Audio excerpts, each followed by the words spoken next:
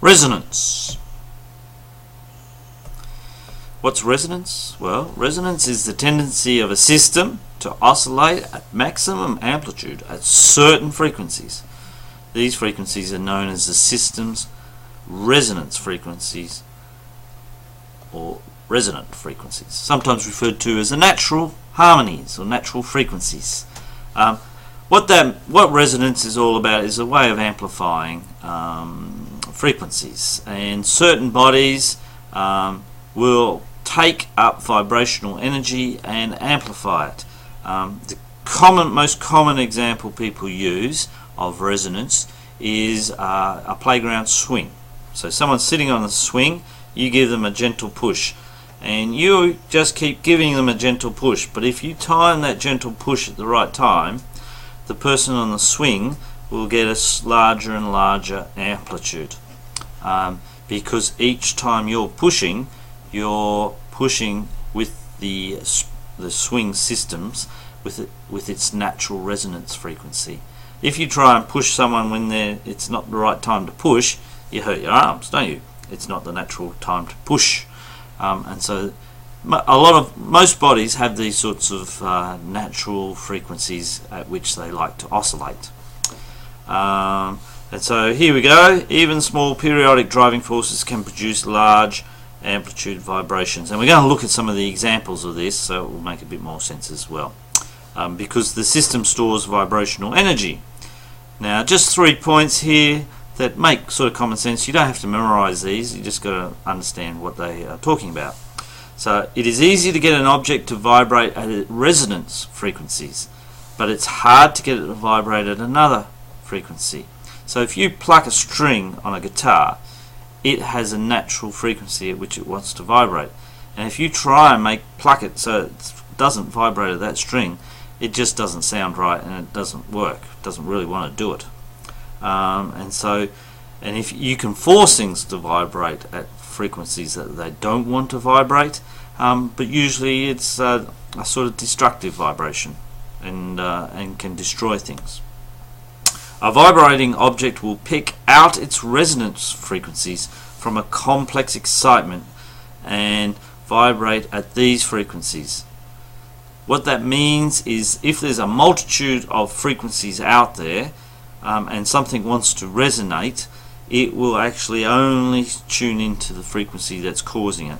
And we'll show you an example of a bridge that destroys itself because of the wind. Now, the wind was a whole lot of different frequencies, but the bridge was tuning into just one frequency of gusts of wind, and it blew itself apart.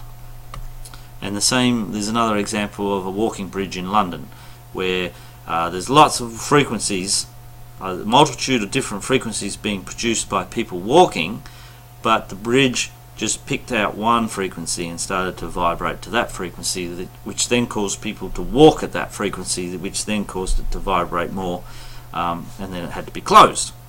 Now, most vibrating objects have multiple resonant frequencies. Yeah, so things have a tendency to vibrate. Now, another example, classic example, is that they use is two tuning forks set up on what's called resonant boxes.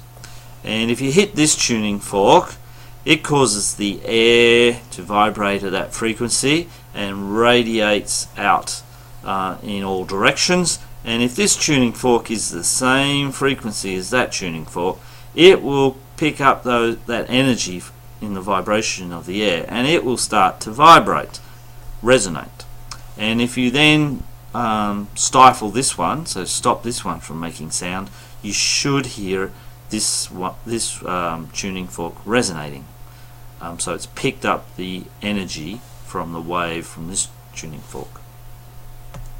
And we'll try and demonstrate that in class.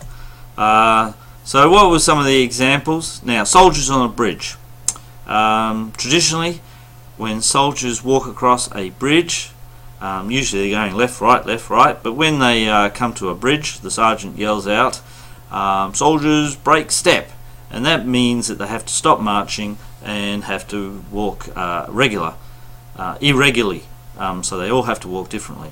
Now, the story goes that this was because The first real soldiers didn't always march, but then the Romans got into it, and during the Napoleon Wars, I think it was, one of Napoleon's army was marching across a bridge, and because his army was quite massive, the soldiers took a long time to march over this bridge, and as they were marching, the bridge started to resonate, and supposedly it fell apart, and it was a vital bridge, and the engineers worked out what the problem was, and so Napoleon is credited with starting the whole making soldiers break step when they go across bridges.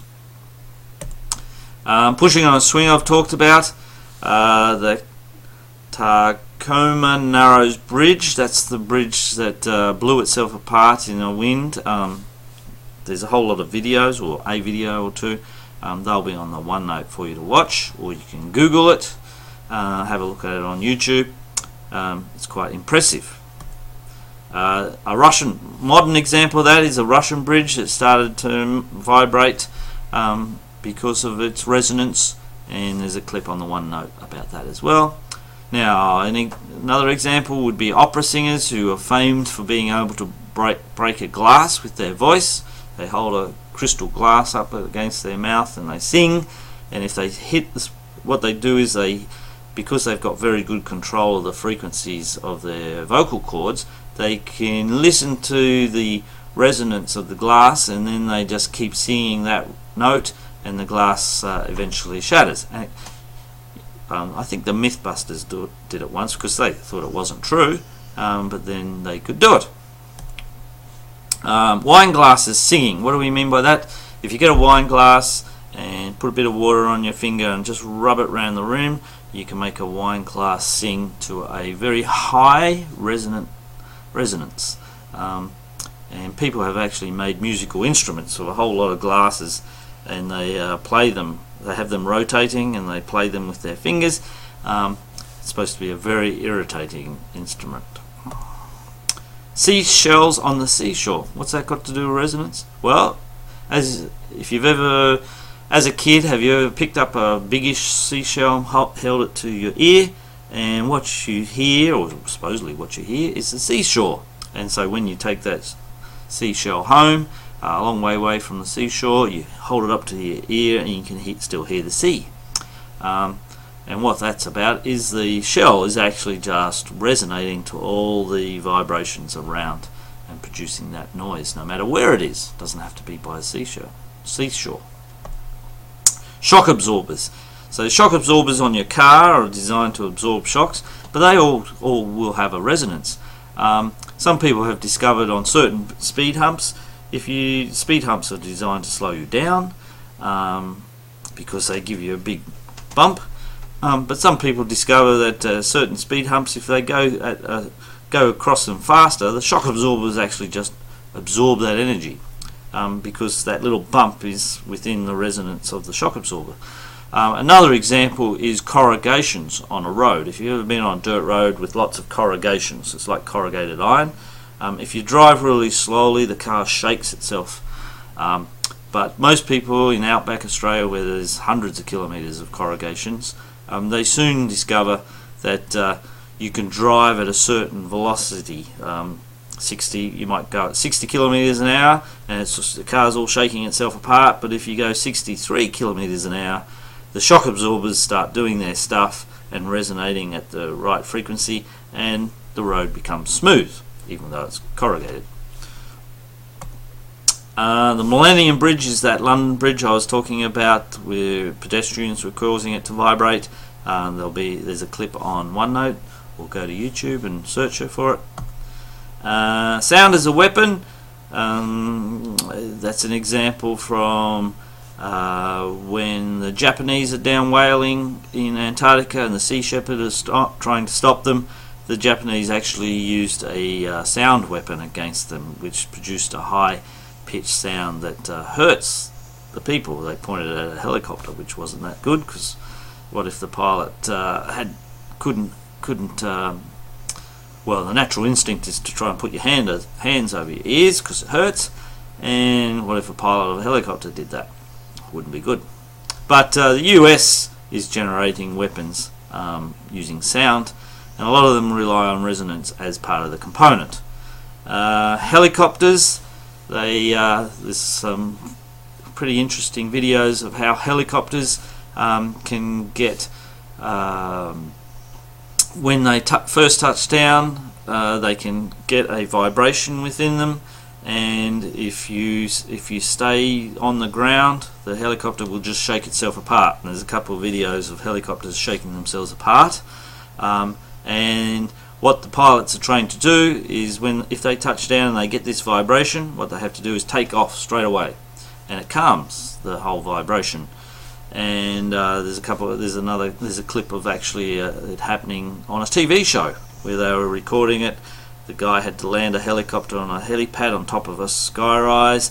They landed, the actor had to get out, and just as the actor was starting to get out, the helicopter started to shake, and so the pilot took off in a flash. And it was very lucky. If he hung around, it would have destroyed itself. So now you should be able to do that question, and in the next video we're going to look at standing waves in a string. See ya.